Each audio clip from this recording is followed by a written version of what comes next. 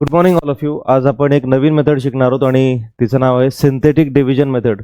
फार important method आहे, rarely use होते, पण जिथे सिंथेटिक मेथड डिव्हिजन यूज होते तिथे बाकी कोणाचं कामच नाही. म्हणजे फार इम्पॉर्टंट आहे बघा. ह्या क्वेश्चनमध्ये आपल्याला दोन मेथड सांगितल्यात, लिनियर डिव्हिजन मेथड आणि सिंथेटिक डिव्हिजन मेथड.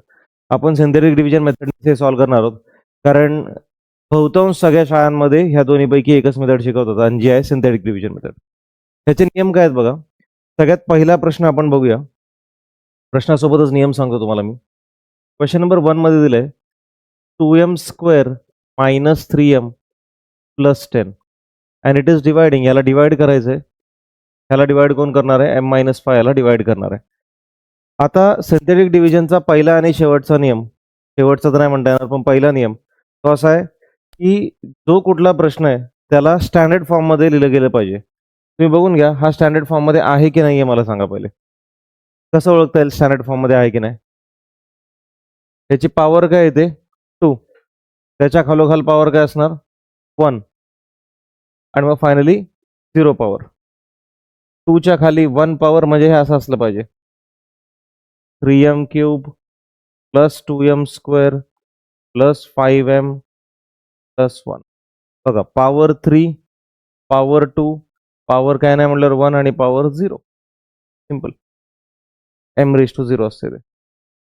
तो ह्या फॉर्मॅटमध्ये गणित असलं पाहिजे. आणि सुदैवानं पहिलंच गणित आहे आणि ते आपल्याला त्या फॉर्मॅटमध्ये दिलेलं आहे. मात्र तुम्ही जर इथं पाहिलं, इथं आहे का स्टँडर्ड फॉर्मॅट? वाय क्यूबच्या नंतर डायरेक्ट आकडा दिलेला आहे, स्टँडर्ड फॉर्मॅट नाही आहे, इथे लिहावं लागणार आहे. चला, आता मी नियम तर सांगितला, इथे तर काय टेन्शन नाही आपल्याला. m-5 याला डिवाइड कसं कराल? पहिले ना ही एक रेष आखून घ्यायची, ठीक आहे, आणि ही एक रेष आखून घ्यायची, इकडे एक रेष आखून घ्यायची. अशा दोन आडव्या रेषा आणि एक उभी रेषा, दोन पॅरल लाईन्स आणि एक त्याला परपेंडिक्युलर लाईन आखून घ्यायची तुम्ही. आता दुसरा रूल काय बघा, इथे जर m-5 दिले ना, -5 आहे ना, मग तुम्ही घेताना +5 घ्यायचा. जर इथे m+5 असतं तर तुम्ही काय घेतलं असता? -5. इथपर्यंत काय डाऊट आहे? चेक करा.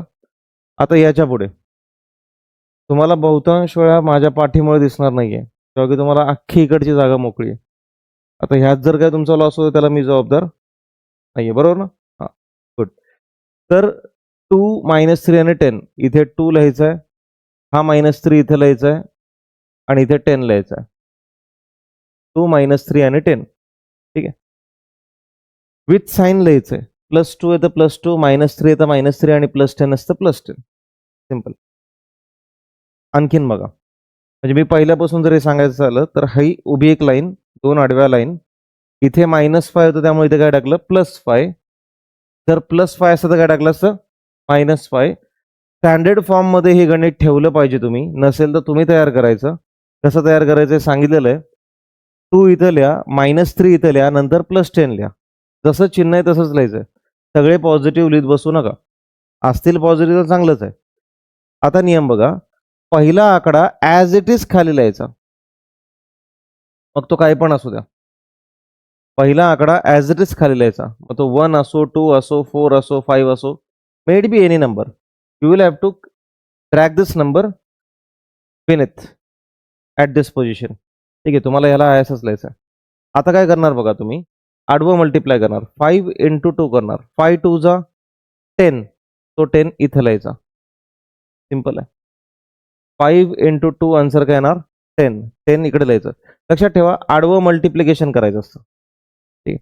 उभं ॲडिशन करायचं, आडवं मल्टिप्लिकेशन करायचं आणि उभं ॲडिशन करायचं. तर ह्या दोघांचं ॲडिशन करायचं. ॲडिशन आडवं करताना मल्टिप्लिकेशन करायचं, त्याचा आन्सर इकडं, त्यांचं ॲडिशन. सांगा बरं, -3 + 10 आन्सर किती येईल? -3 + 10 आन्सर किती आलं पाहिजे? 7 आलं पाहिजे. पुन्हा एकदा 5 ने याला मल्टिप्लाय करा, 5 ने या 7 ला मल्टिप्लाय करा. 5 7 जा 35. 35 लिहा इकडे. सिंपल. 5 7 जा 35. या दोघांचं ॲडिशन करायचं. 10 + 35 45. डाऊट आहे? पक्का? डन. नक्की कळालं काय केलं? आता खरं सांगायचं तर फॅक्टर फाइंड करताना सिंथेटिक डिव्हिजन जेव्हा आपण करतो त्यावेळेला ह्या बाजूला 0 आलं पाहिजे, तर ते सिंथेटिक डिव्हिजन वर्कआउट झालंय असं म्हणतात. पण तुम्हाला अजून तसा काही प्रकार नाहीये. तुम्हाला फक्त शेवटला एखादा आकडा आणायचा आहे आणि जो येतोच आहे. आता तुम्ही तुमचे सॉल्व्ड एक्झाम्पल बघू शकता. हे बघा,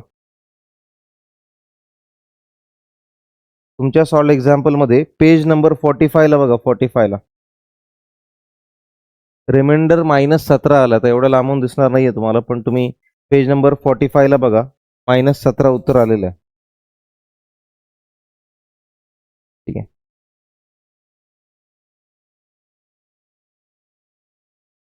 पाहिलं? ठीक आहे.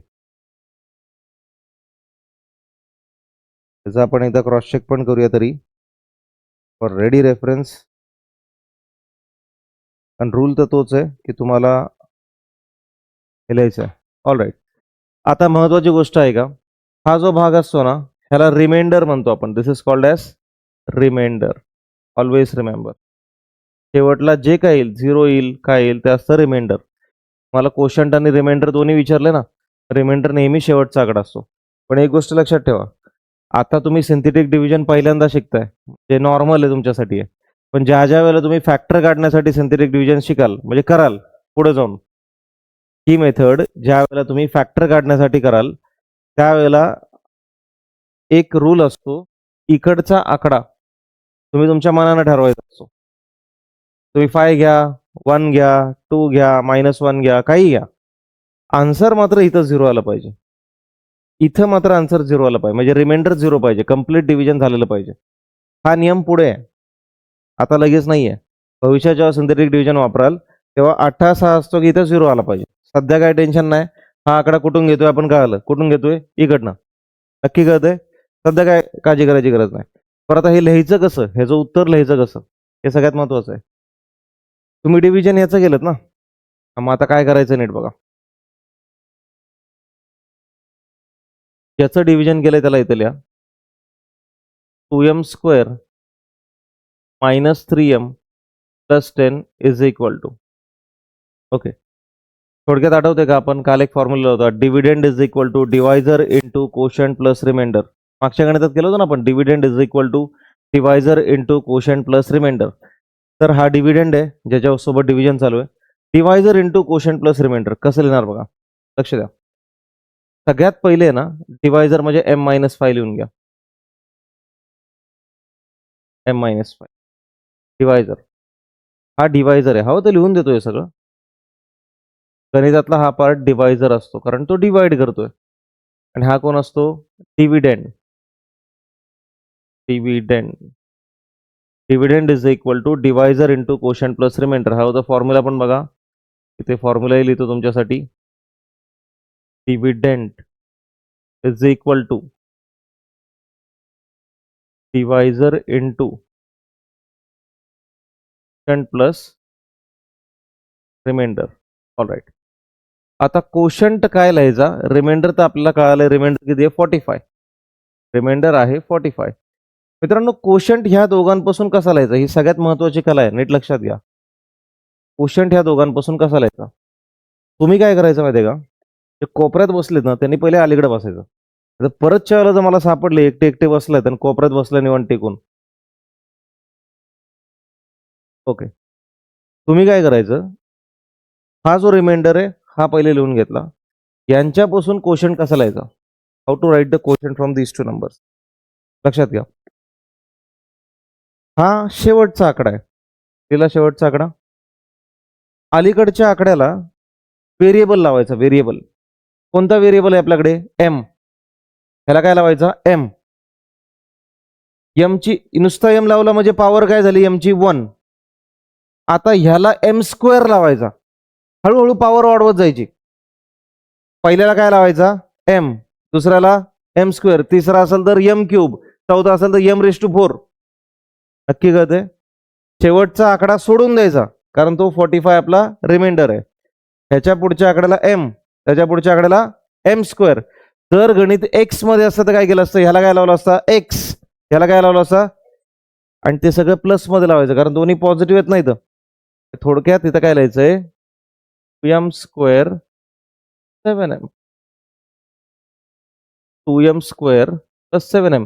तर कोशंट काय झाला बघा, quotient is equal to 2m square plus 7m. आणि रिमाइंडर काय, रिमाइंडर इज 45. समजतंय सगळ्यांना? डाऊट आहे कोणाला? चेक करा. आणखीन गणित घेऊया, मग अजून समजेल. सेकंड क्वेश्चन बघूया आपण. X raise to 4 plus 2x cube plus 3x square. चला नेक्स्ट पेजला. एक्स रेज टू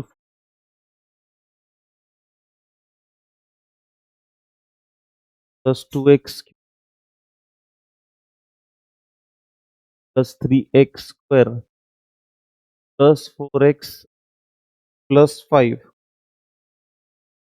आणि याला डिवाइड कोण करतंय, x प्लस 2. All right. जसं मी तुम्हाला सांगितलं की सगळ्यात पहिलं काम हे करायचं की हे पाहायचंय ज्याला कोणाला तुम्ही डिवाइड करताय तो स्टँडर्ड फॉर्म मध्ये आहे की नाहीये. चेक करा आहे की नाहीये. आहे का? चेक नक्की. बघा, पॉवर 4, 4च्या खाली 3, च्या खाली 2 आणि त्याच्या खाली 1 आणि त्याच्या खाली 0. Okay, no problem. मग आता ह्या अशा रेषा टाकायला हरकत नाही. इथे x प्लस 2 आहे, मग इथं काय घ्यायचा, -2. प्लस 2 असेल तर इकडे काय घेणार तुम्ही, -2. हा नियम काय आलाय? ओके.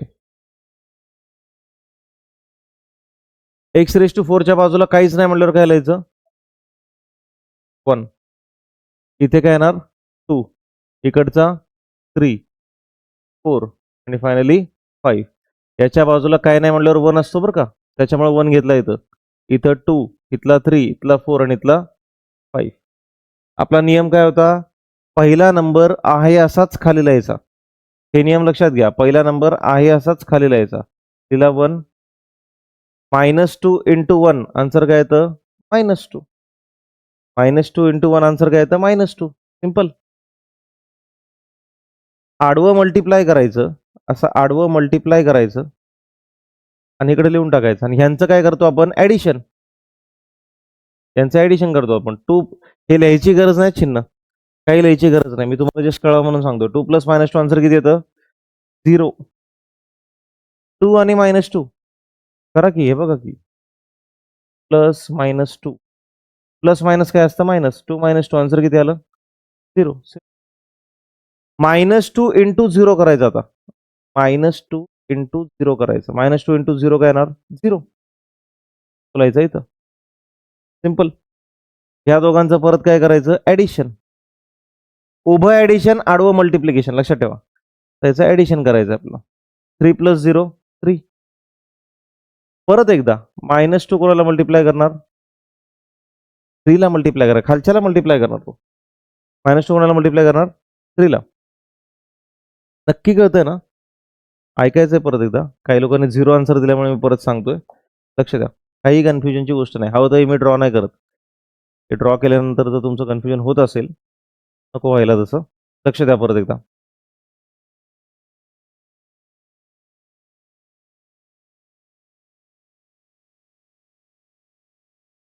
ओके, ठीक आहे, लुक ॲट दिस. पहिल्यापासून बघा, काही प्रॉब्लेम नाही. लक्ष द्या.